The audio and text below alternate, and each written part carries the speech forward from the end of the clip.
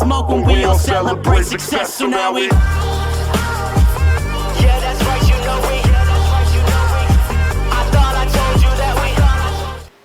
Hey guys, as you can see, I've been quite busy. All the fuel lines are done. All of the water hoses are all connected and done. All new hoses, all new clamps. I did use one or two of the OEM type, just because I at the time didn't have clamps that were working. I bought a whole bag, a whole bunch of them, and some of these things wouldn't work. So just to get this done, I've borrowed two clamps. Got the clutch in. There's the clutch cable. I haven't adjusted it yet, but the clutch cable obviously goes to the firewall just around the corner here. That was a nightmare to fix. So at some point, let's put the light on. The car had a plate welded in here, and you can kind of see the messy welding there. I think I addressed this in another video. So first of all, they didn't weld the plate in properly. You see there's a big gap there, so I've shoved some silicone in there to try and plug the gap. But the hole for the beta clutch cable, they so when they welded the plate in, they welded it a ½ centimeter over, so the hole was incorrect for the rubber grommet. So I've had to take a file and a Dremel and just grind it into the right shape and the right, just expand it a little bit to get the grommet to fit. And that's all done. I've had to put some paint in there because I don't want to finish this car and then have rust forming here. So there's problem number one sorted. Another problem that just popped out of nowhere. And okay, the rain tray is not in place, but I did manage to get this full-size radiator cover, which I think, the full-size radiator cover with the battery cover and the full-length rain tray, the new rubber in place, will just look just that much more complete and neat and tidy. So now there's two things remaining that I need to really apply some focus to now. I want to jack the car up onto axle stands. I want to remove these brake lines. So I'm going to measure them up, get the lengths I need to run to the back, take these out. I believe that Goldwagen sells hoses with connectors and everything on it. So I'll get the measurements I need, get new ones, and use the existing factory lines to bend the new ones to shape. Now, I have mentioned before that I have these guys, which do come from new spec City Golfs, which may be the correct size. They are a bit bent out of shape, so before I buy new ones, I'm going to try and roughly get these to the lengths. These should in theory be the correct lengths, or at least close to it. Maybe I could put like a loop just to tie up any slack. But yeah, we're going to get the car back up on axle stands probably not tomorrow night, probably Thursday night. It's Tuesday night here in South Africa at the moment, 2nd of Feb. So yeah, that should solve the brake issue, because the brakes don't connect to the master cylinder anymore. They're going to connect down there at the bottom. Once those are in place, the rears, then I can tighten up all the, I'm running now braided from the caliper all the way through, all the way around. Just couldn't get the right lengths at the time for the hard lines, and I'm just running braided all the way through. So braided from the caliper to another braided line to the brake distributor there, and same story there. Braided steel from caliper to the line. This line is a long one. It runs all the way around the engine to that side. So that's done and dusted. I was tired of struggling and trying to flare lines and all of that. I probably need to get a blowtorch at some stage, because apparently now, after months of struggle, no one else has told me about this, but apparently if you give them a bit of a nice heat before you try to flare them and then double flare them, apparently it makes it a lot easier. But anyway, be that as it may, we've got another plan going which will probably be better long term. Then, once the brakes are done, we need to get cracking with this. So, I had an auto electrician here the other day who was going to do this for me, but he's basically told me to measure up the grommet diameter and expand the firewall hole there. Just grind it little bit, and then pull the whole harness through and use the existing rubber, and I'll show you the one I'm talking about. It's not something I wanted to do, but remember I had to do it for the clutch cable anyway. So this is the grommet he's talking about. So measure the outside diameter, expand that hole, so I have to pull all of the wiring through, expand that hole to the same size. So what I could do is cut this plate off because we don't need it, put this plate on the engine bay side or even on this side, mark how big it needs to be, grind it, and then feed the whole wiring harness through. Then obviously paint it, so I'm going to deburr it first, paint it so that it's all nice and clean and won't rust, and then I can compress this, pop it through, and bang, it's all done. Then the wiring harness is in place. Then the nice thing about this particular harness, this is the mess of the old harness. I'm actually giving this to someone. He's coming over the weekend to come and collect it. So he's got this, I'm deviating from my point, but we'll just be quick. He's got this old type fuse box with the bone fuses that I used to have. This is not going back in the car obviously because I'm using the newer type, but the nice thing about this particular harness is that it's got everything in place. So once I've pulled it through, it's just a matter of now starting headlight, spotlight, indicators, radiator, spotlight, headlight, ground strap, and you know, just reconnecting everything from there. And then we should be almost ready. I've got to charge this battery up again, just test it and see if it's still good. It has charged up before and it does hold charge quite nicely. But yeah, once the wiring is through, everything else will then be a lot faster. I mean, you can see how much progress has already been done here with a few days of solid focus. So yeah, so we get the wiring in place, charge up the battery, see if we can start it. I might need to put some new fuel in there, so I'll drain the old fuel, put some new fuel in the tank, just because this fuel has been standing for a long time, and I don't really want to introduce that into my brand new fuel filter. So we'll get rid of that. And then, yeah, in theory it should be just a couple of minor adjustments here and there, a little bit of distributor timing maybe, and we should be able to start her up. And that'll be great, because if the car is actually able to start, then we can fine-tune it.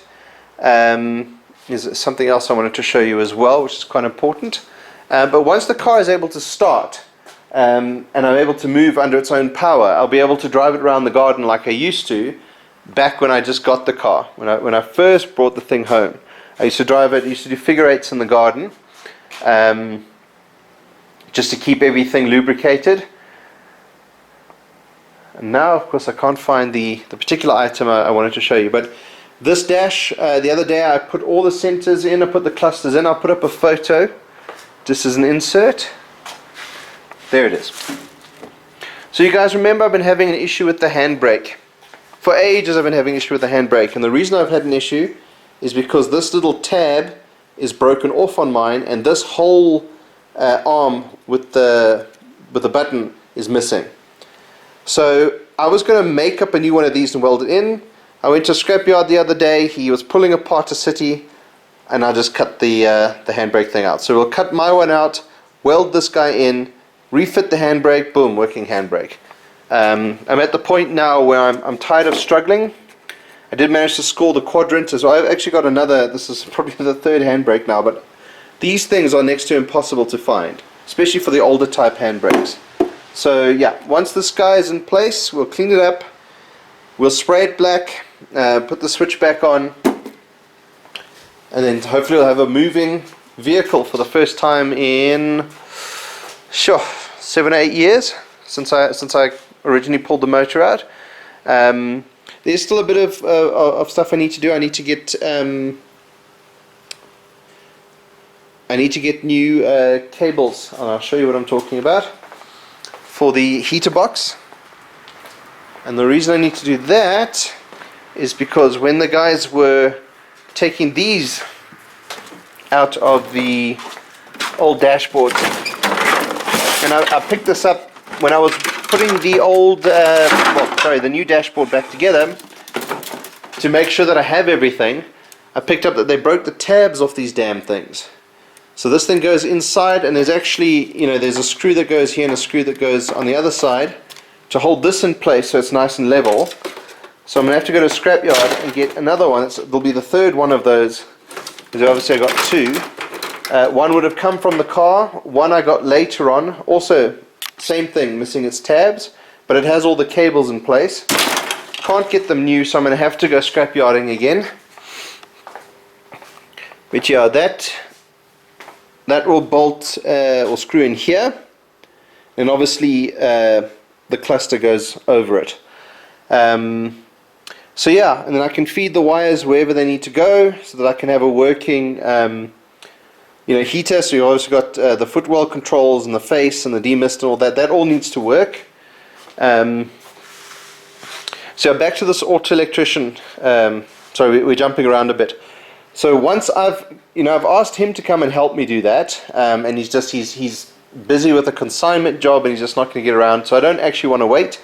So if I can get this done, then all he needs to do, apart from checking a few other bits and pieces, so I still need to put the door switches in both sides. I've got them. I just need to clean them up and screw them in place. I can't find the rubbers.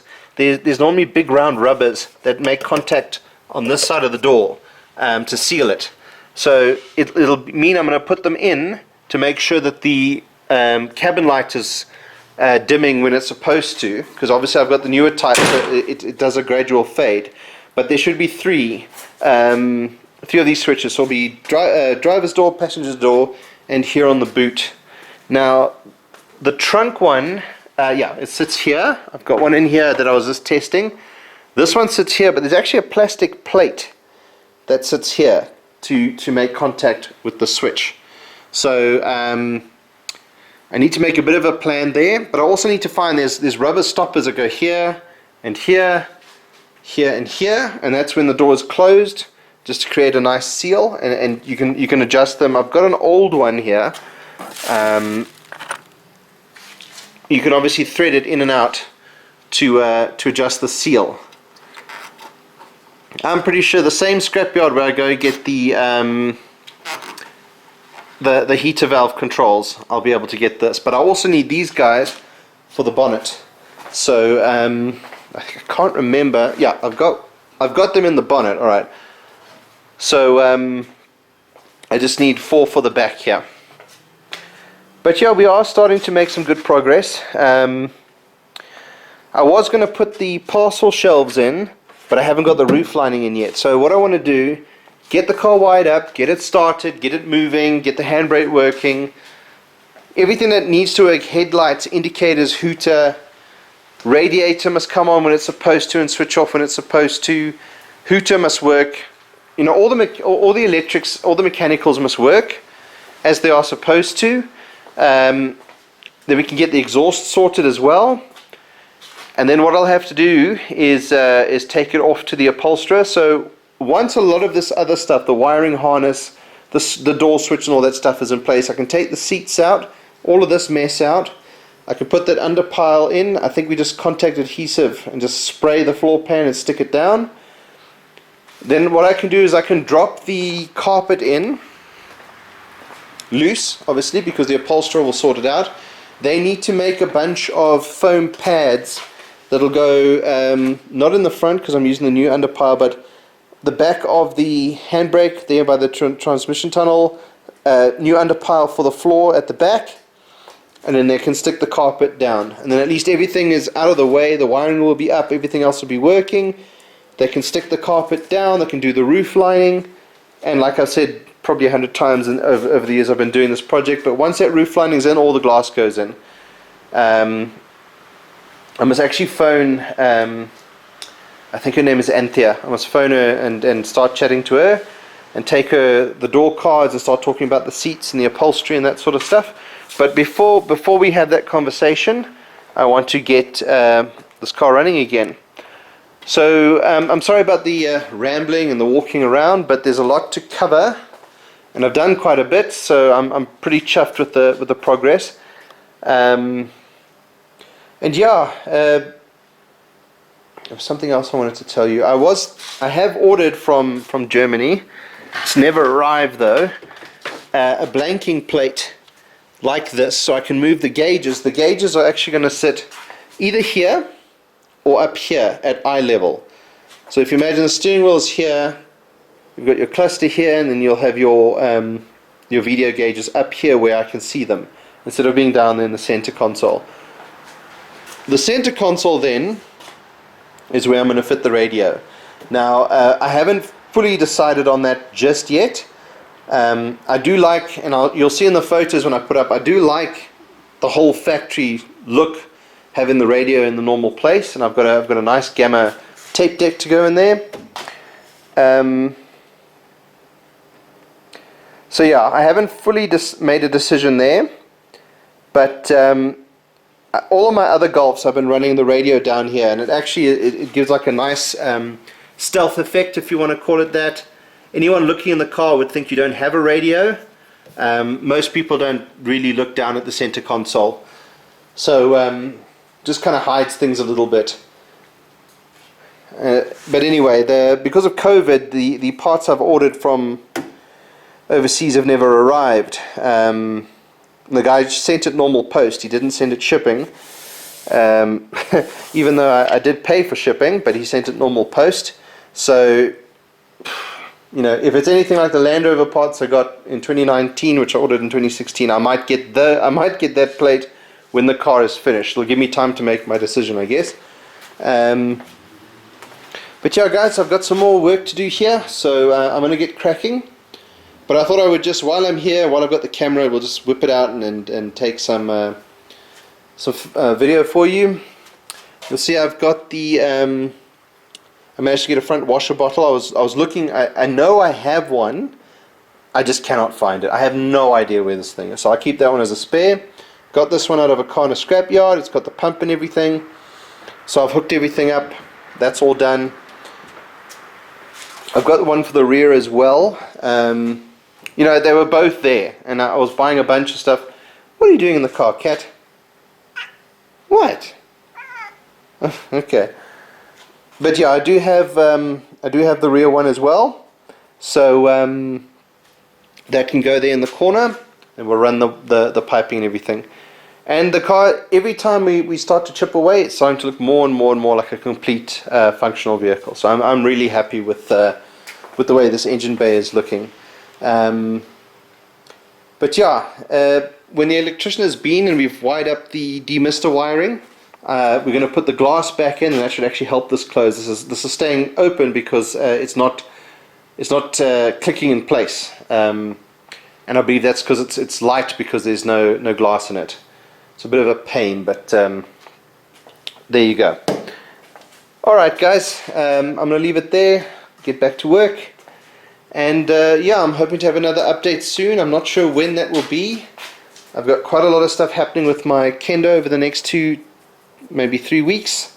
But yeah, I suppose I should also put the window glass. I can do the window rubbers and the door rubbers for the driver and passenger door and put the glass in. I can actually do that.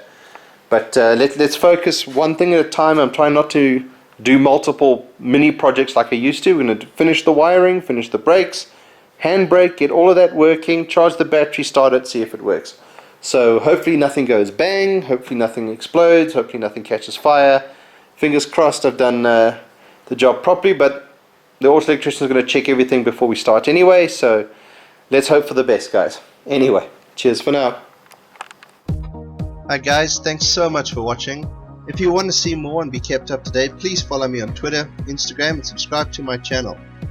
With your help, we can get this project complete and move on to the next one. Bye for now.